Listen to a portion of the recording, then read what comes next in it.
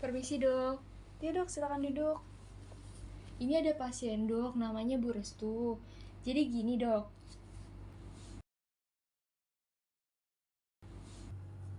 Selamat siang Bu. siang. Mari Bu, duduk dahulu. Mari Bu, duduk dahulu.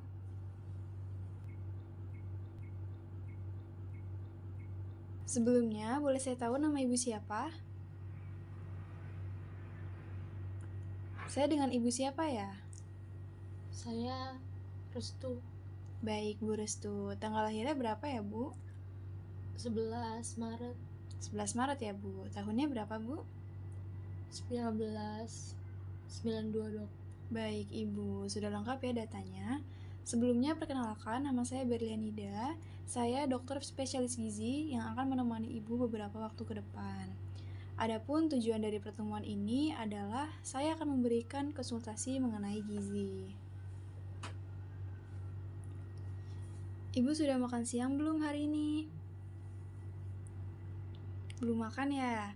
Apakah ada yang dikeluhkan, Bu? Sebelumnya, mohon maaf Ibu. Apakah ada yang Ibu khawatirkan sekarang? Saya tahu, Bu. Mungkin berat untuk membicarakan masalah ini. Namun, saya berharap Ibu dapat terbuka terhadap masalah Ibu, supaya saya dapat merencanakan tindakan yang dapat dilakukan selanjutnya. Jadi gini dok, saya takut sekali. Saya mengerti, mungkin ini sulit untuk diceritakan. Ibu bisa pelan-pelan saja menceritakannya kepada saya. Saya baru seminggu yang lalu diberitahu bahwa saya menderita kanker payudara. Gejalanya sama persis dengan almarhum ibu saya. Ia meninggal juga karena penyakit kanker payudara. Saya turut berduka cita atas meninggalnya beliau. Saya tahu, Bu, ini pasti berat bagi Ibu. Apakah ada yang dikhawatirkan lagi, Bu? Saya punya anak dok, masih kecil, baru berumur 3 tahun. Saya tidak tahu dok harus gimana. Saya merasa kehilangan harapan hidup. Akhir ini saya juga tidak punya nafsu untuk makan. Saya takut berpisah dengan anak saya, seperti almarhum ibu saya yang meninggalkan saya. Saya tidak tahu harus apa. Saya mengerti bahwa ini merupakan situasi yang sulit bagi Ibu. Saya berharap bahwa Ibu tidak putus semangat untuk melanjutkan hidup. Saya di sini juga akan membantu Ibu dalam penanganan penyakit Ibu, khususnya terhadap asupan gizi yang Ibu butuhkan. Sebelum saya menjelaskan lebih detail, apakah Ibu berkenan untuk dilakukan pengecekan berat dan tinggi badan terlebih dahulu? Boleh dok.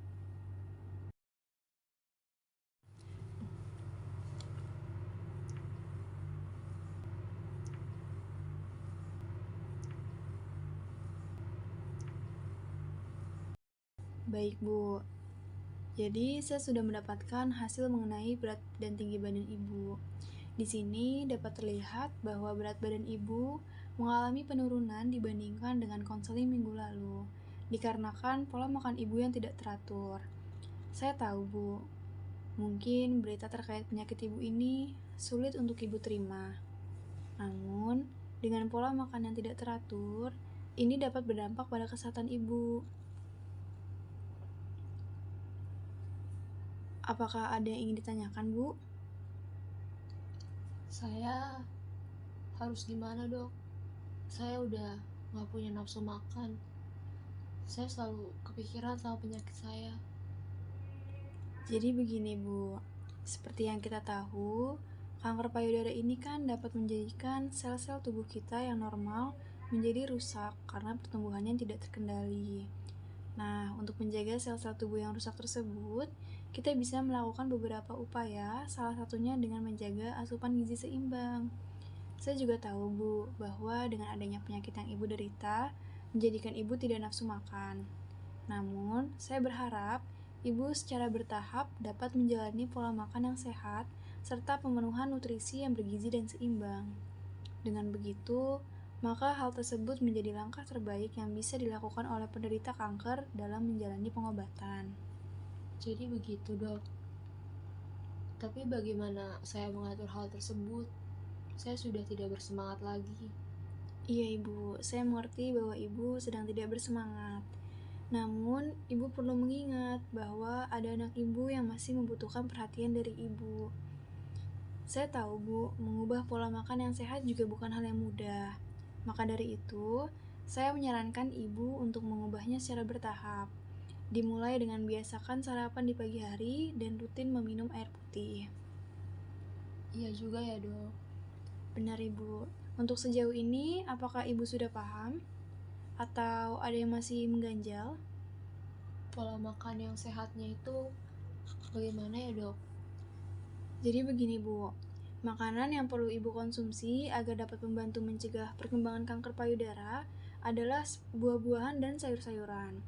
Makanan kaya serat seperti biji-bijian dan gandum utuh, kemudian makanan kaya vitamin D seperti ikan, daging merah rendah lemak, dan hati sapi, kemudian rempah-rempah dengan kandungan anti peradangan, dan juga makanan yang memiliki kandungan antioksidan tinggi seperti buah naga dan manggis.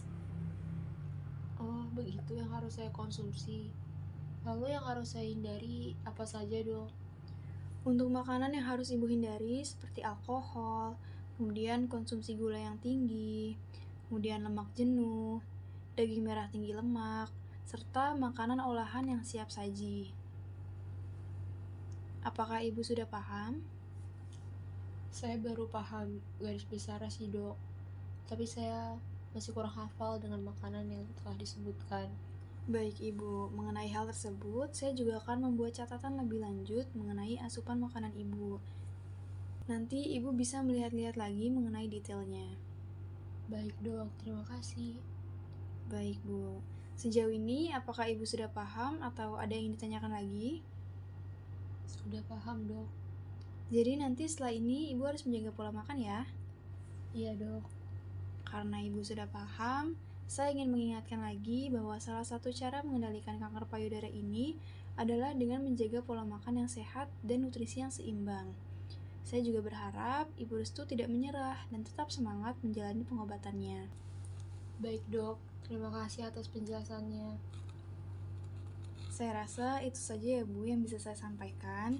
Apabila Ibu Restu ada keluhan lain atau ada pertanyaan lanjutan lagi, Ibu bisa langsung menghubungi saya melalui nomor yang tertera di catatan nanti. Semoga pengobatan Ibu berjalan lancar dan Ibu bisa pulih seperti sedia kala. Jangan lupa setelah ini Ibu juga harus makan siang ya. Baik, Dok. Terima kasih atas dukungannya. Sama-sama Bu.